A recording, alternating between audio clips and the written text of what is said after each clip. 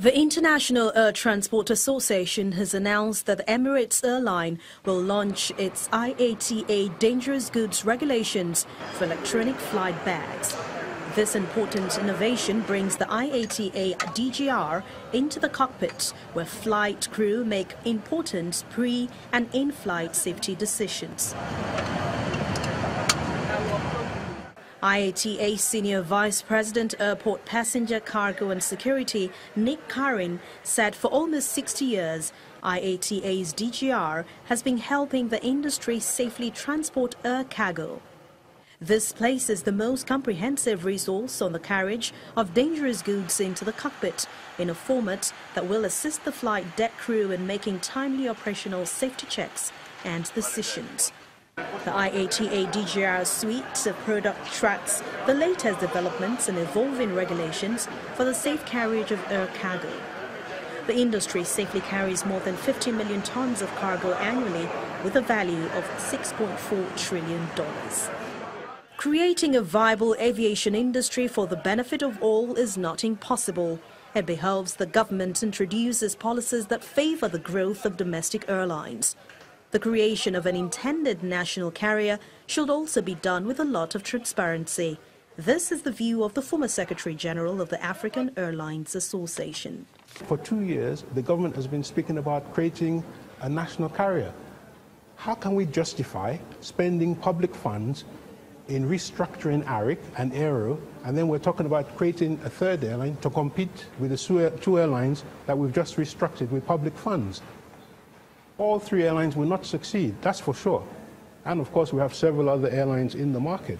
I believe it would have been wiser if ARIC and Aero and the proposed new national carrier were merged into one strong national carrier. The good thing is that that carrier will inherit the former Nigeria Airways headquarters. Landside and airside, a hangar, existing hangar. It's all the nucleus of a good airline.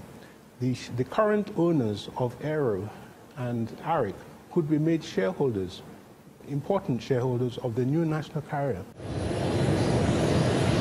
Flying in a jetliner is extraordinarily safe, no thanks to crucial safety improvements via recommendations that helped in no small measure to make flying safe.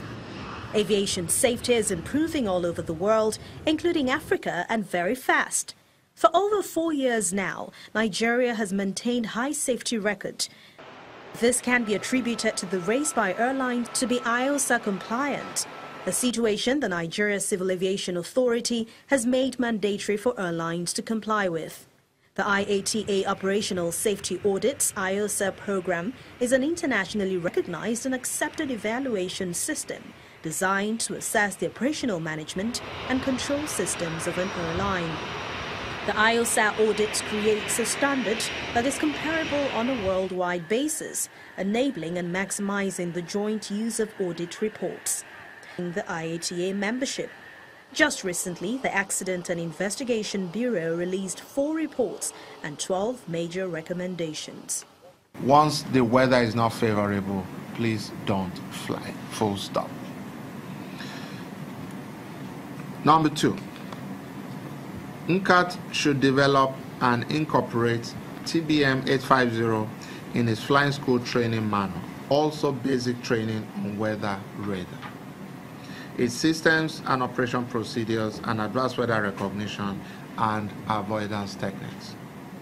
These topics will enhance the technical and operational knowledge of weather radar equipment for both the instructors and the students.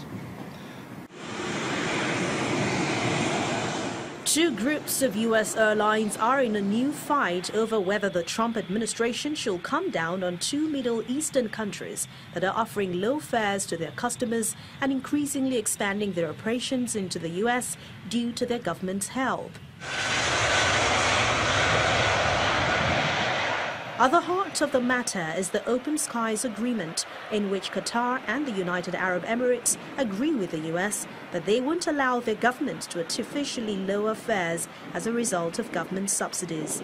United and American Airlines, along with some members of the Congress, are petitioning the Trump administration to address the billions of dollars they claim Abu Dhabi and Doha are funneling towards their own airlines, and as a result undermining the U.S. carriers' ability to compete internationally. They say since 2004, the UAE and Qatar have been giving more than $50 billion in subsidies to their state-run carriers Emirates, Etihad Airways and Qatar Airways, which they say is a violation of open skies. The U.S. has negotiated more than 100 open skies agreements with various countries since the early 1990s. The policies were designed to eliminate government's involvement in airline decision-making about routes, capacity and pricing in international markets, according to the U.S. State Department. After the break, 401 Nigerians are back home after the international outcry against slavery in Libya. Do join us again.